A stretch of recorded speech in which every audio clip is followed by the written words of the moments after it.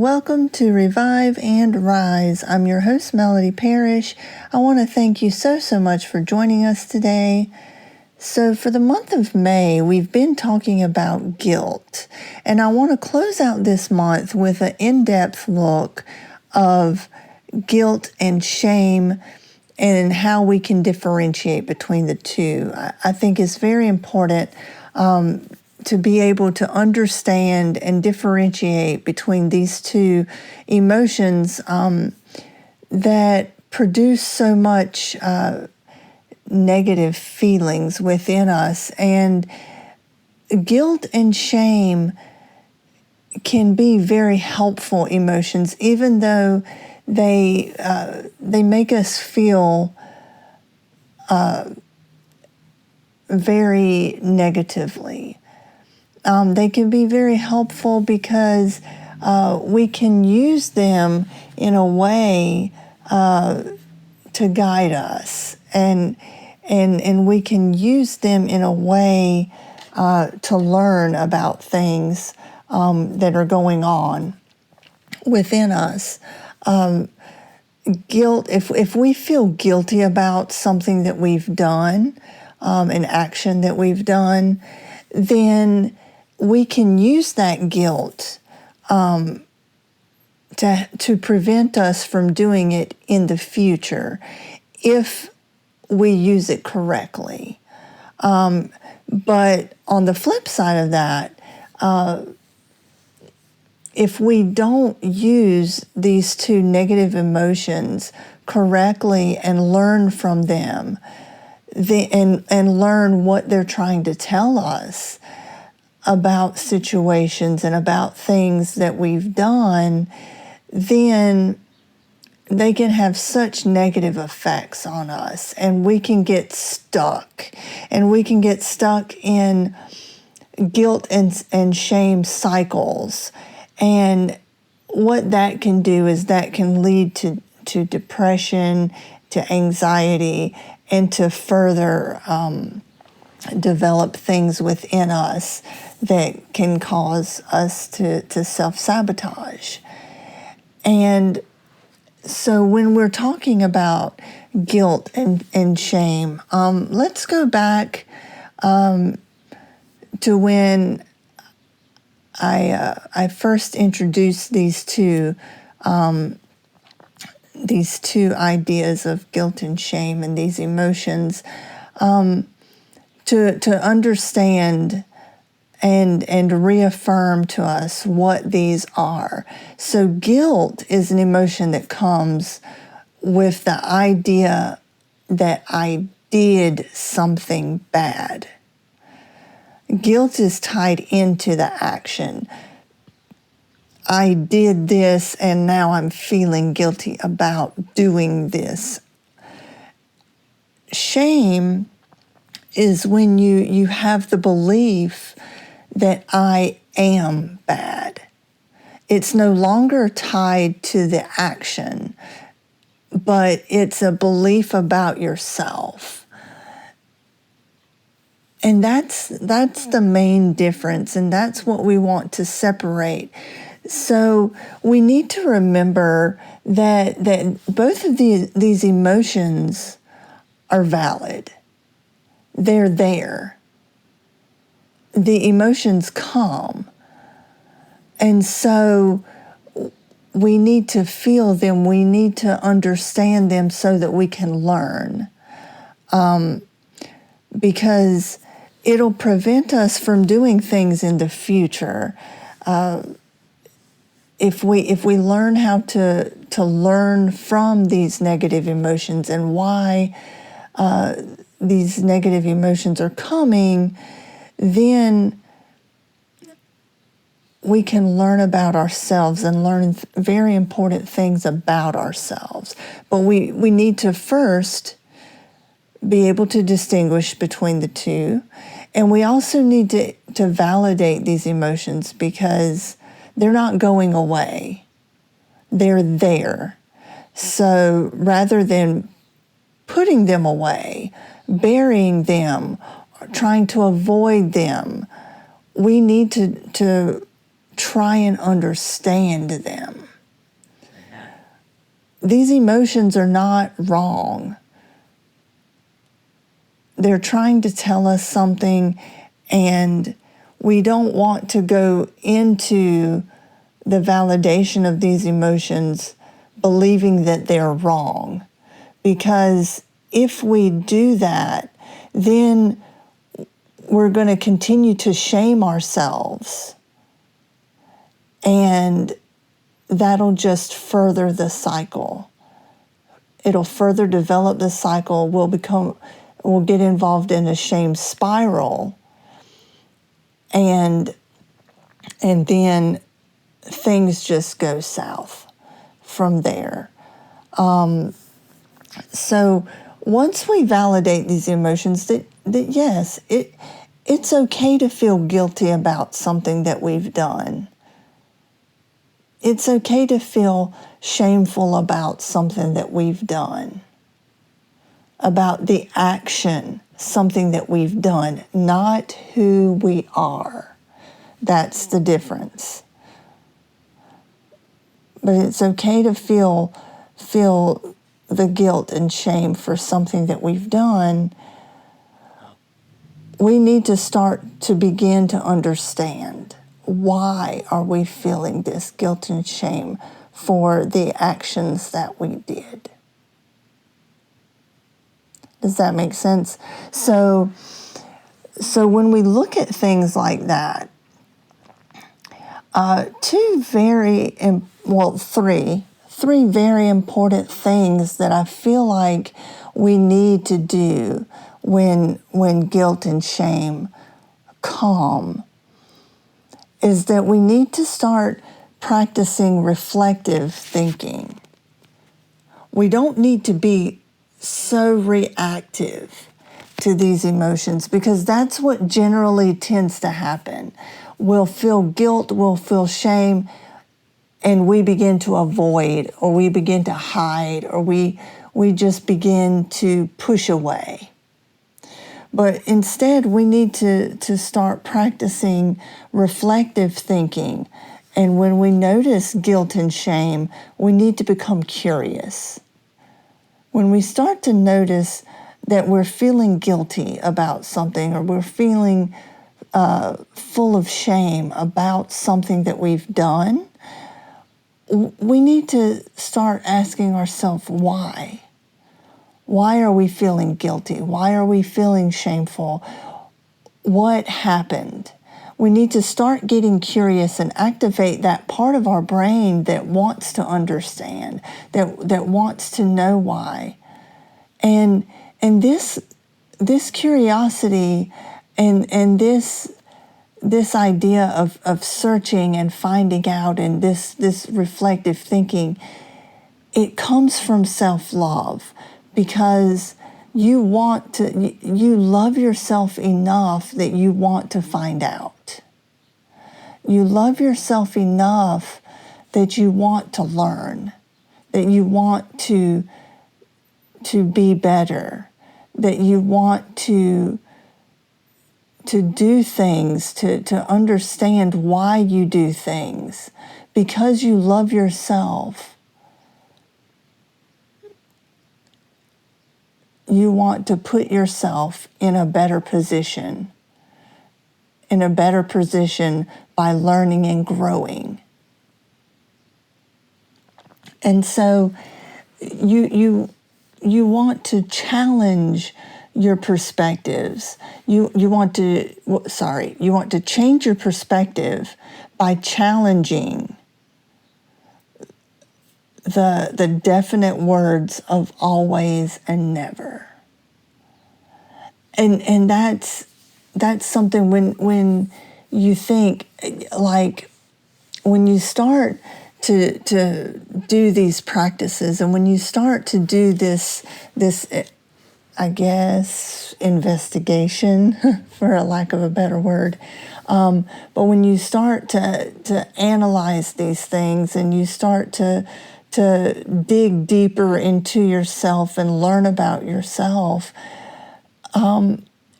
it's very important that when words like always or never come up, that you begin to challenge that.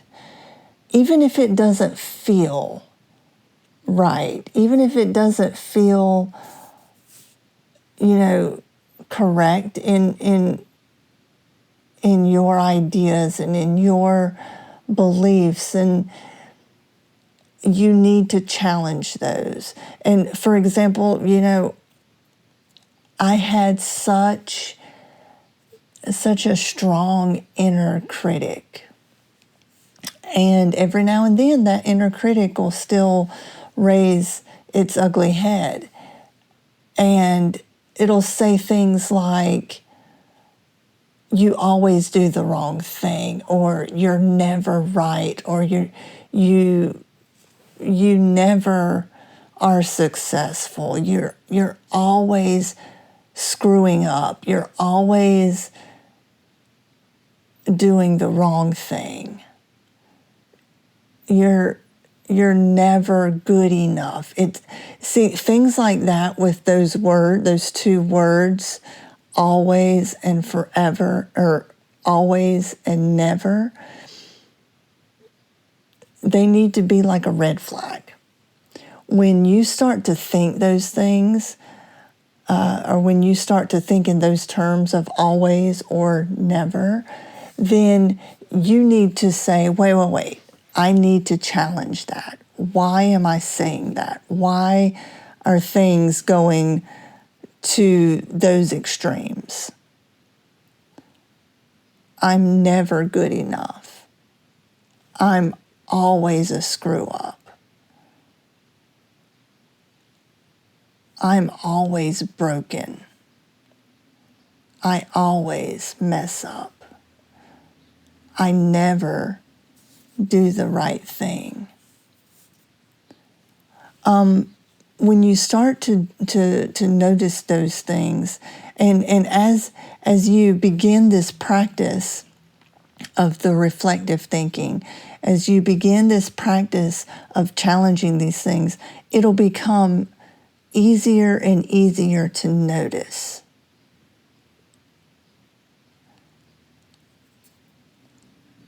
At first, it's very difficult. At first, when we try and challenge these things, when we try and change our perspectives, it's very difficult because we're in the habit of doing it. We're in the habit of doing things incorrectly.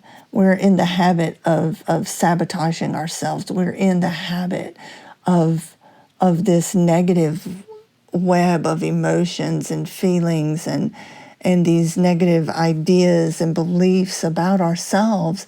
And so we don't recognize. But when you start to, it becomes easier. When you start to understand what you're doing and you begin to see these little red flags, it becomes so much easier.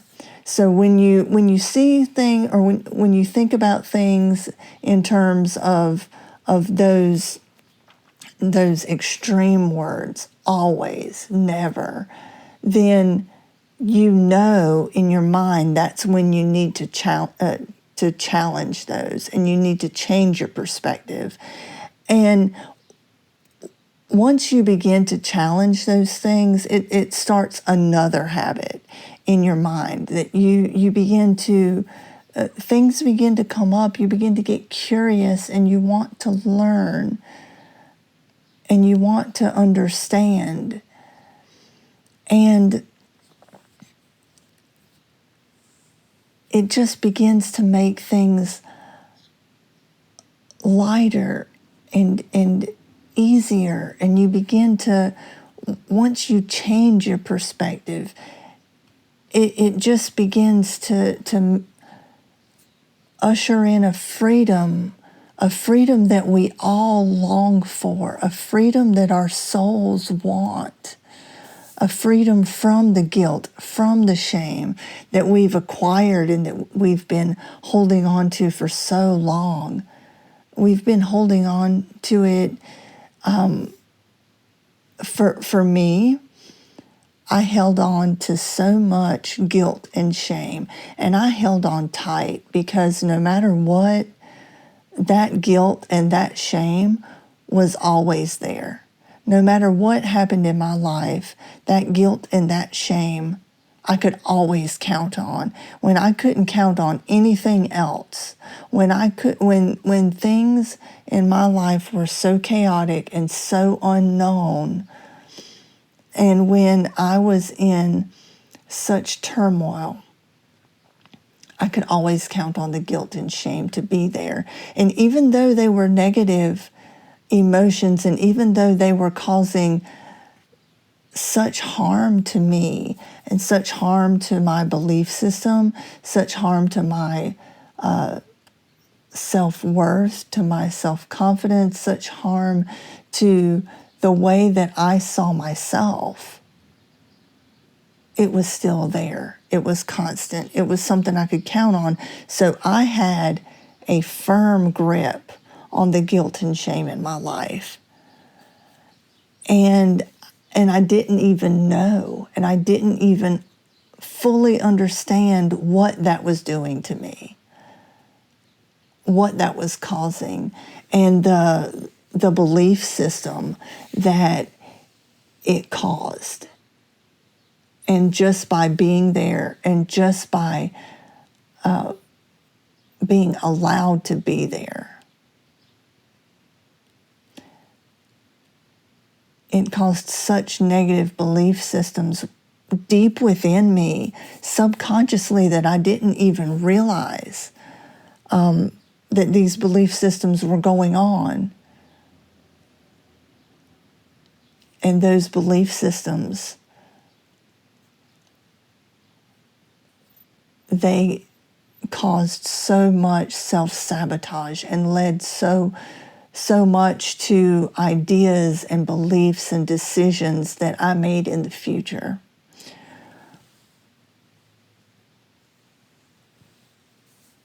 And that belief system and those ideas of guilt and shame and those emotions that I held on to so tightly, they were the driving force in the way my life would go.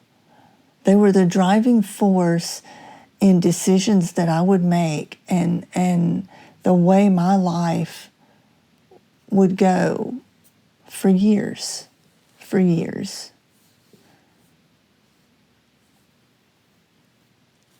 And it built one on top of each other, one event on top of the other event. And it kept building and building until I had this amazing and, quite frankly, deadly castle that I had built. And this castle was of guilt and of shame, and I was the prisoner. I was the prisoner in the very, very tippy-top tower of the castle. And as a prisoner in this castle, I was at the tippy top, so I could see far and wide in my little Melody world, and I could. And the view was great, and there were so many things that were good. There were so many things that were positive in my life, and we have to remember that. We have to always remember that positive and negative can coexist. We have this idea that you can be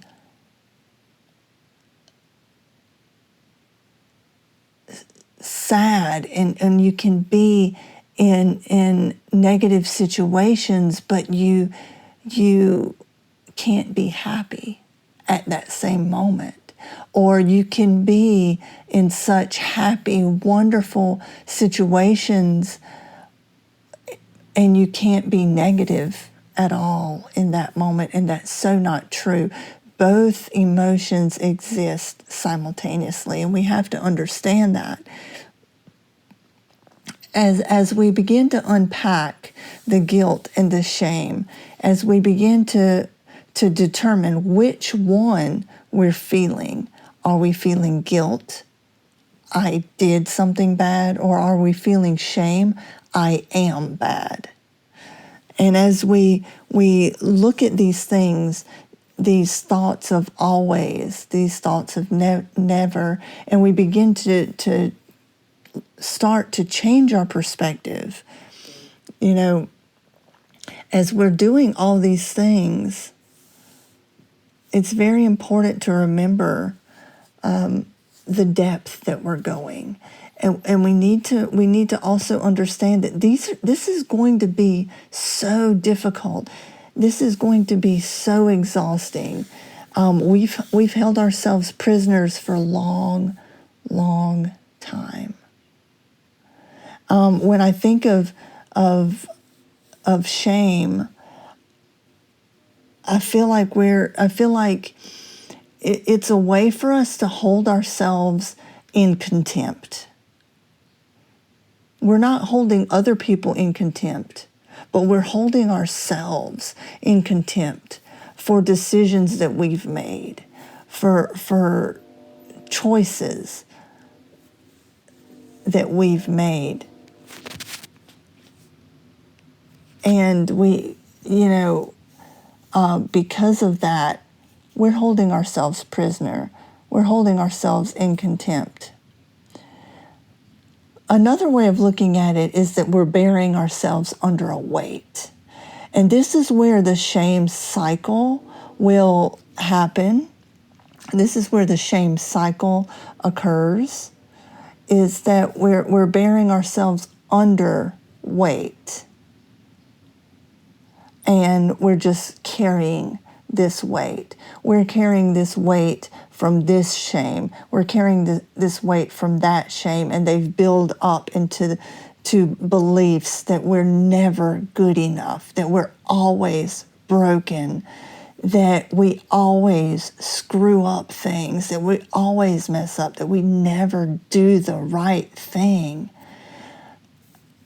until that weight sits on us.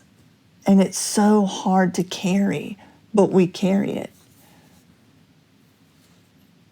The weight of shame is so hard to carry,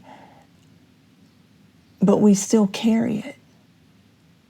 And we struggle and we fight, but we carry it.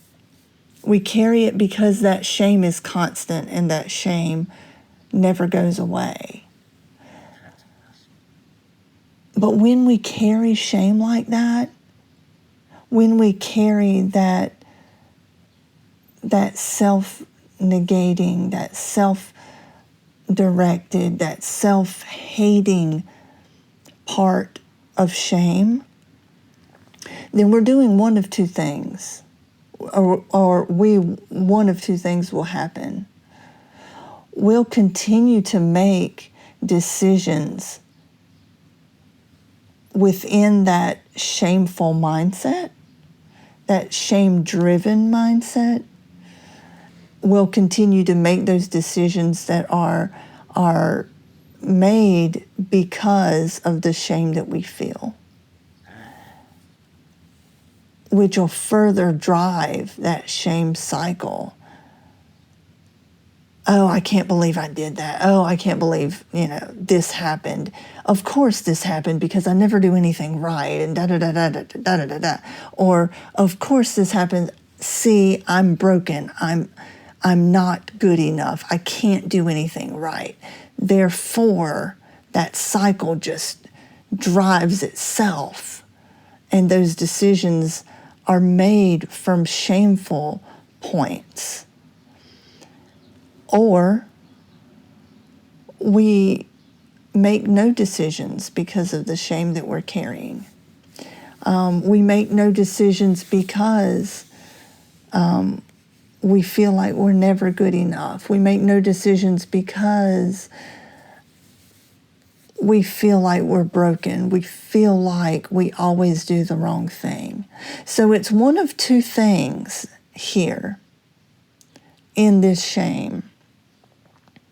And we're under this weight. We're holding ourselves in contempt. We're holding ourselves prisoners up in the castle that we can see such a clear view, but we're under the weight of shame. And that's where it's sneaky. It comes just slithering in. Shame comes in quietly. To where we don't even understand, we don't even know what's going on. And it drives all of our decisions once we get stuck into that cycle of shame that's perpetuated by guilt, that's perpetuated all by us not understanding, and we're not challenging, and we're not changing our perspective, but we're becoming stagnant. We're becoming stagnant in the guilt and in the shame that we're holding, that we're hanging on to, that we know is there. And we're not learning from that. Instead, that shame is holding us hostage. We're no longer learning from the shame. We're no longer learning from the guilt. We're no longer curious. We're no longer curious because we've developed this belief. We've developed this idea that we start to believe is right. We've lost our curiosity. We've lost our love of ourselves because we're always broken. We're never enough. We never are good enough. We're always wrong. So we no longer love ourselves because why bother? And we no longer get curious because why bother? We already assume the answer. We already know. And that's how this shame cycle, shame spiral can take over our lives and hold us prisoner. And that's how we begin to make decisions based on shame rather than based on truth, based on reality. We no longer make decisions based on what's best for us, but we make decisions based on the weight of shame and the pureness of guilt, because then they start to feed off of each other. And I think the most important thing that we need to understand when it comes to guilt and shame, once we've separated the two, once we've changed our perspective, once we began to really look reflectively at this whole idea of guilt and shame, we need to understand that the decision that we made that decision with the information that we had. That's why you always hear, and it's so true, that hindsight is 20/20. That's right. When we know things, it's so easy for us to look back on situations and say, oh, well, I should have done this, or I should have done that. Those magical words, I should have. But when you put yourself at that place where you should have done this, where you should have done that, did you know then what you know now to cause you to make that statement, I should have done this? Did you know that then? And the answer, not always, but I would say the majority of the time, the answer is no. We didn't have that information. That we didn't have that information to make that decision at that time. If we had, then we would have made a different decision. We would have made a different choice. And then you begin to understand, and then you begin to see things for what they actually are. Then you begin to see things that, okay, yes, this would have been a better decision to make had I had the information that I do now. If I had had the information I do now, when I made that decision, then things could have been different. And I wouldn't feel so guilty, and I wouldn't feel so shameful. I wouldn't feel like a prisoner, but I didn't know. And that's when self-compassion comes in. And that's when your self-love comes in. And that's when freedom comes in. When you begin to understand that you did things, that you made decisions based on information that you had at that time, not information that you have now. Because another dangerous thing that shame can do to us if we continue the cycle, if we continue to live under the weight of shame, and if we continue to carry the burden that shame brings to us, that can also lead to a need for control. A need for control of everything. That can lead to micromanaging. That can lead to exhaustion. That can lead to things that harm us. Because life, we're not in control of every part of life, though we try to be. We try to be so there's no surprises, so that we don't get shocked. We don't have things go wrong. Shame will lead us to a sense of control that we feel like we have to have. So then we replace that shame with control. And then control starts to take over our lives, and control becomes the weight that holds us down. Control becomes the prisoner, the weight that holds us prisoner,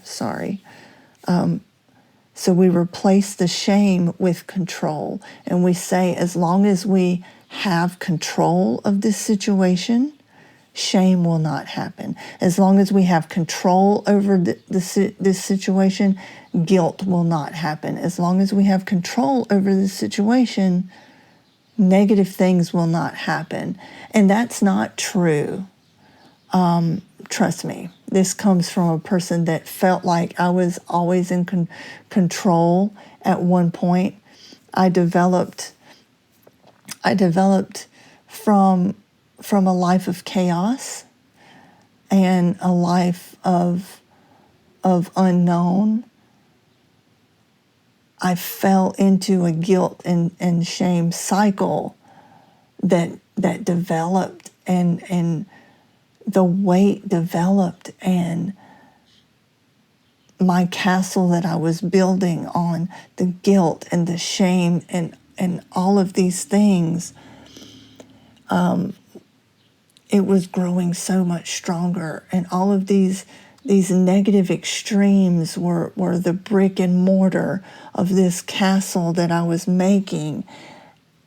And I was under such guilt and such shame and such weight. Then in comes control. And I decided to just replace it all. I replace it all with this control, and no matter what, I would know that things were going to be okay because of this control that I was replacing the chaos and all of that with.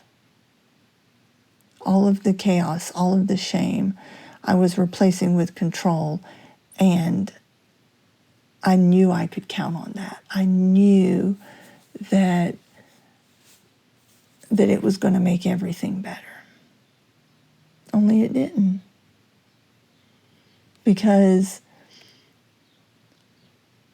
there are certain things that you can control in life. There are certain things that you can.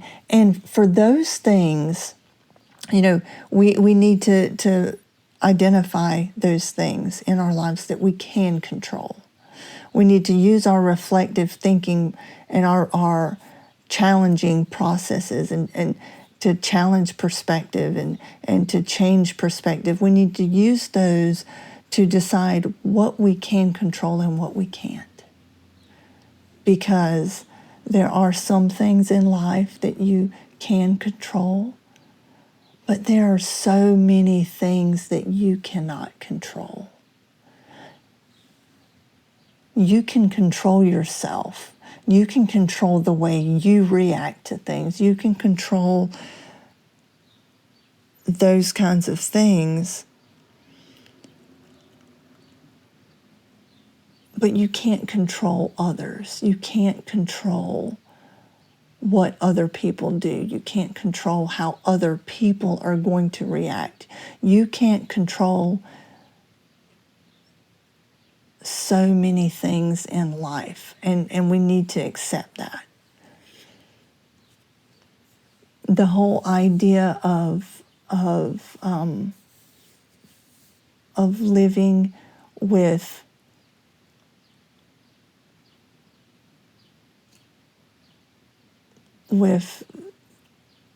the chaos that you know rather than the chaos that you don't know. Living with those kinds of things, that's what makes us not take risks.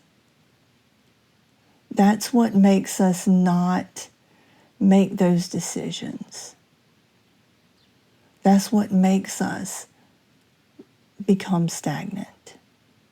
And we can become stagnant and not even know. We can become stagnant and not even realize it. And then we just decide to settle. We decide to settle for less than. We decide to settle for things that are not what they could be. We get stagnant and we decide to settle for what's good enough.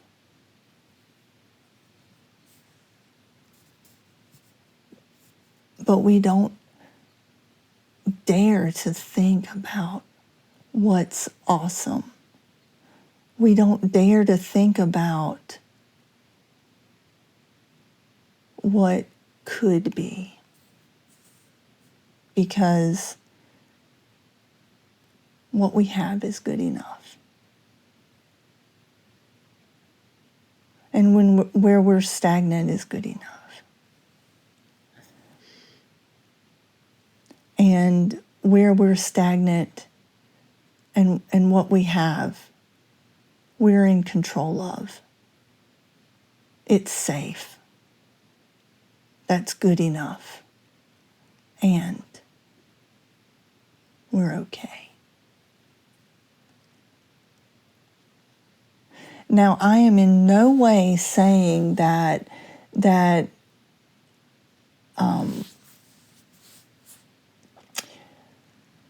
I am in no way saying that you have to do great things to you have to do exciting or have exciting adventures. You have to have moment to moment living on the edge all the time. I'm not saying that. In no way am I saying that. And I'm not saying that you have to live your life as one big risk. I'm not saying that at all. But because sometimes in our lives we have directions. We have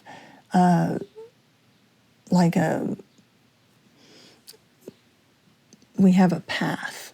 The path is never just straight from one place to another. There's hills, there's mountains, there's valleys, there's taking wrong turns. Anybody that said the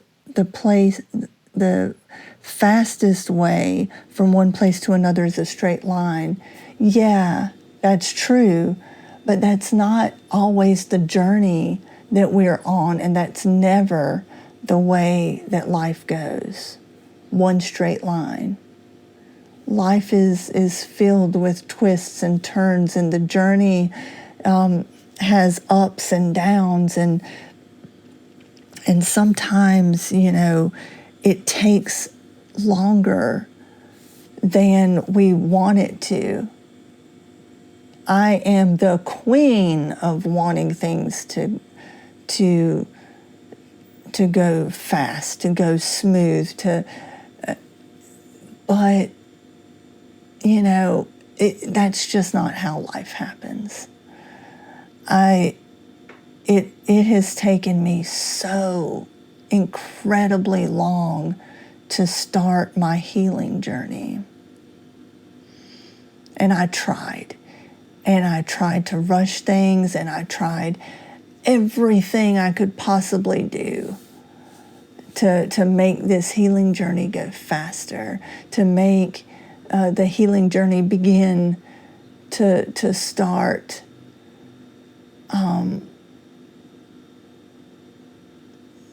but that's not how life happens. And those kinds of things we're not in control of. But what I am saying is, people have asked me, I've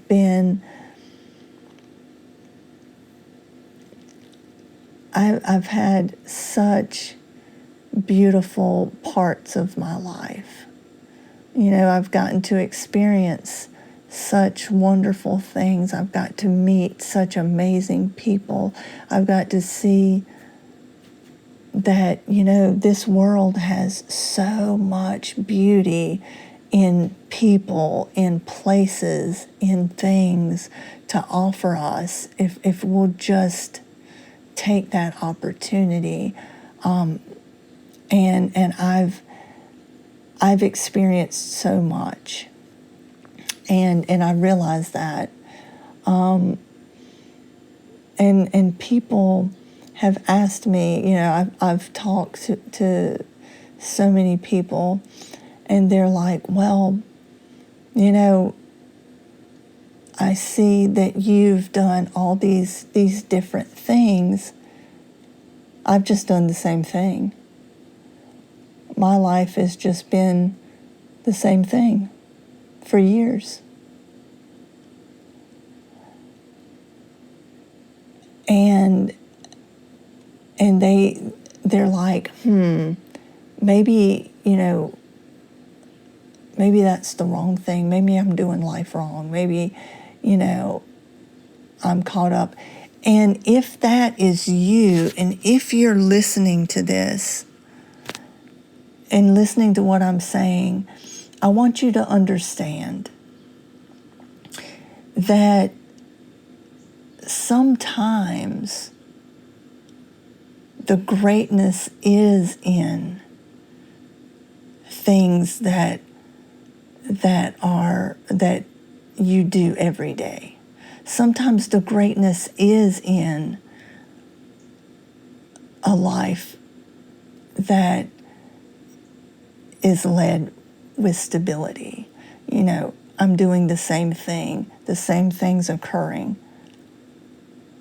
I've been doing the same thing for years. Sometimes that is the beauty of life, and that is the greatness. There is no right or wrong way to live.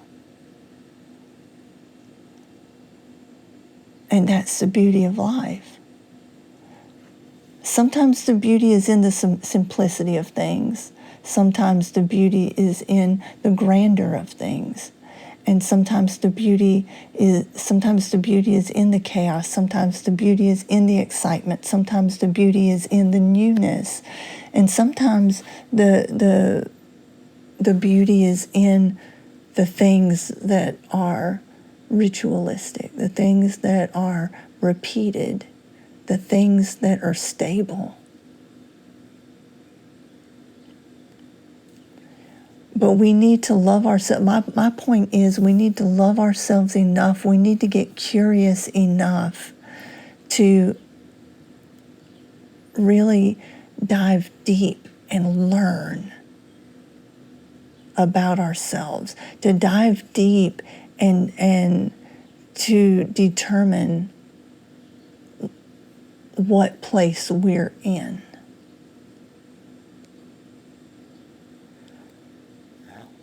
We need to recognize. We need to recognize the greatness. We need to recognize the greatness of going to work every day. We need to recognize the greatness of cooking dinner every day. We need to recognize the greatness of being able to go to the grocery store or to the library or to various places within a community and seeing community members and seeing connections that we've made, friends that we've made. But we also need to recognize the greatness of making new friends and making new connections. We need to recognize the greatness of what has been stable, what we've been able to count on. We also need to recognize the greatness of what can become, what is possible. And we need to recognize the greatness of taking those risks, the greatness of taking those opportunities, of taking advantage of those opportunities that are presented to us. I have had so many opportunities presented to me, and I'm thankful that I've taken those opportunities. I'm thankful for the way things have ended up. And we all need to get to that place. We need to get to that place where we can understand life, where we can understand ourselves, where we can discover ourselves. And for me, personally, that was when I really understood guilt and shame and control.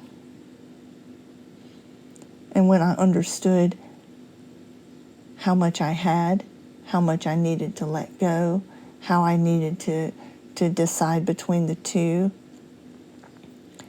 and how I needed to learn, how I needed to stay curious. And that all these things, that changing perspectives and challenging beliefs and all of these things are the greatest acts of self-love.